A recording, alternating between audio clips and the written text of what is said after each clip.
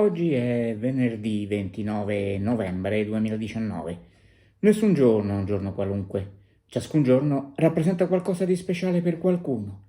La storia ci insegna che ogni giorno può avere un motivo per essere ricordato. 29 novembre 1961. Da Cape Canaveral in Florida parte la missione spaziale Mercury Atlas 5 della NASA, l'ente spaziale degli Stati Uniti, con a bordo Enos, uno scimpanzé di 5 anni originario del Camerun. La scelta del primate viene presa dopo diverse discussioni che dividono il quartier generale della NASA sull'opportunità di lanciare nello spazio un essere umano. Da un lato, infatti, c'è chi manifesta la necessità di dare una risposta nella corsa alla conquista dello spazio all'Unione Sovietica, che già per 2 volte ha inviato uomini nello spazio nel corso dello stesso 1961.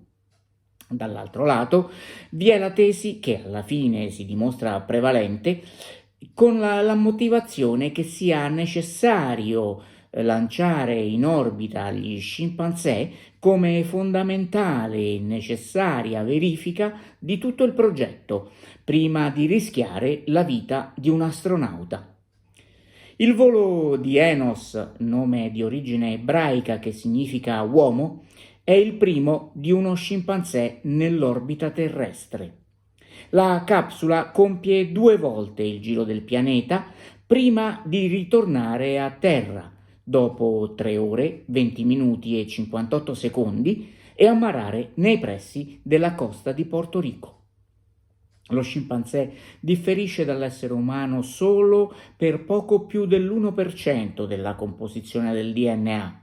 L'anatomia del suo cervello e del sistema nervoso centrale è molto simile a quella umana. È in grado di svolgere alcune attività intellettive. Grazie alle indicazioni fornite dal volo di Enos, 3 mesi dopo, il 20 febbraio 1962, con la successiva missione Mercury Atlas 6, la NASA lancia in orbita il primo astronauta statunitense, John Glenn. Enos, tornato a Terra in perfette condizioni, muore il 4 novembre 1962 a causa di una malattia resistente agli antibiotici. Era stato addestrato a compiere degli atti che avrebbe dovuto ripetere nel corso della missione, con il premio di una banana quando rispondeva in maniera giusta e con la punizione di una scossa elettrica in caso di risposta sbagliata.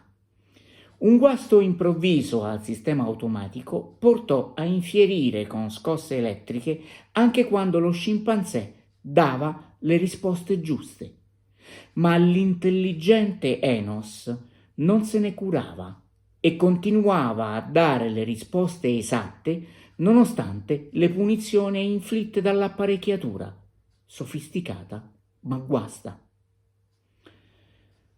Ogni giorno può lasciare un segno indelebile, viverlo con lo spirito giusto può renderlo tale.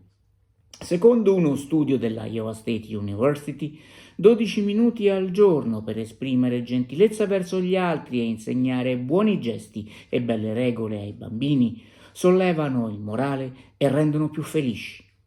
Rivolgere un pensiero a chi abbiamo nel cuore o a chi compie gli anni inviandogli questo minuto di racconto può essere un'occasione per cominciare bene i nostri 12 minuti di oggi. Buona giornata.